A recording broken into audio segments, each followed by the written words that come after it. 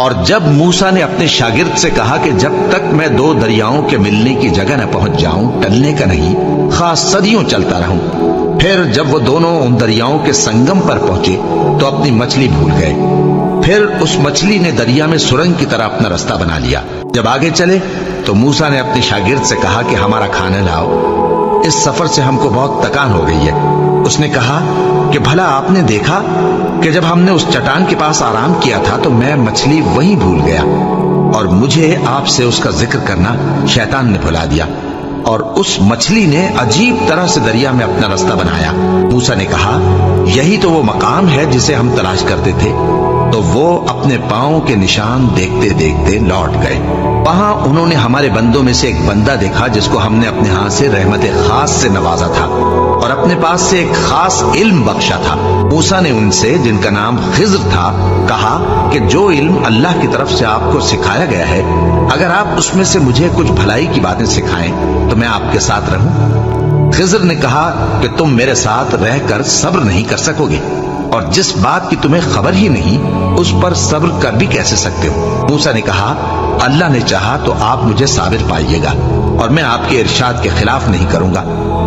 خضر نے کہا اگر تم میرے ساتھ رہنا چاہو تو شرط یہ ہے مجھ سے کوئی بات نہ پوچھنا جب تک میں خود اس کا ذکر تم سے نہ کروں۔ تو دونوں چل پڑے، یہاں تک کہ جب کشتی میں سوار ہوئے تو خضر نے کشتی کو پھاڑ ڈالا۔ موسیٰ نے کہا کیا آپ نے اس کو اس لیے پھاڑا ہے کہ سواروں کو غرق کر دی؟ یہ تو آپ نے بڑی عجیب بات کی۔ خضر نے کہا کیا میں نے نہیں کہا تھا کہ تم میرے ساتھ صبر نہ کر سکو گے؟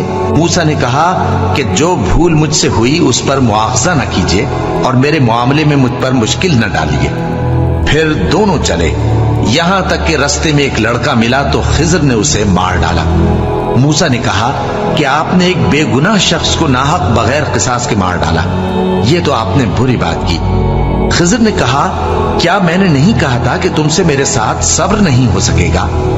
انہوں نے کہا کہ اگر میں اس کے بعد پھر کوئی بات پوچھوں یعنی اعتراض کروں تو مجھے اپنے ساتھ نہ رکھیے گا کہ آپ میری طرف سے عذر کے قبول کرنے میں حد کو پہنچ گئے ہیں۔ پھر دونوں چلے، یہاں تک کہ گاؤں والوں کے پاس پہنچے اور ان سے کھانا طلب کیا۔ انہوں نے ان کی ضیافت کرنے سے انکار کیا۔ پھر انہوں نے وہاں ایک دیوار دیکھی جو گرا چاہتی تھی تو خضر نے اس کو سیدھا کر دیا۔ موسیٰ نے کہا کہ اگر آپ چاہتے تو ان سے اس کا معاوضہ لے لیتے تاکہ کھانے کا کام چلتا۔ خضر نے کہا کہ اب مجھ میں اور تم میں علیحدگی، مگر جن باتوں پر تم صبر نہ کر سکے میں ان کا تمہیں بھید بتائے دیتا ہوں کہ وہ جو کشتی تھی غریب لوگوں کی تھی جو دریا میں محنت کر کے یعنی کشتیاں چلا کر گزارا کرتے تھے، اور ان کے سامنے کی طرف ایک بادشاہ تھا جو ہر اچھی کشتی کو زبردستی چھین لیتا تھا۔ تو میں نے چاہا کہ اسے عیبدار کر دوں تاکہ وہ اسے غصب نہ کر سکے، اور وہ جو لڑکا تھا اس کے ماں باپ دونوں مومن تھے۔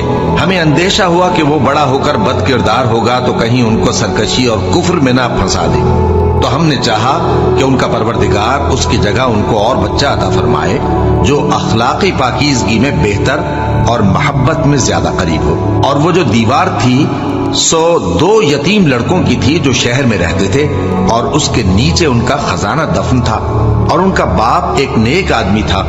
تو تمہارے پروردگار نے چاہا کہ وہ اپنی جوانی کو پہنچ جائیں اور پھر اپنا خزانہ نکالے۔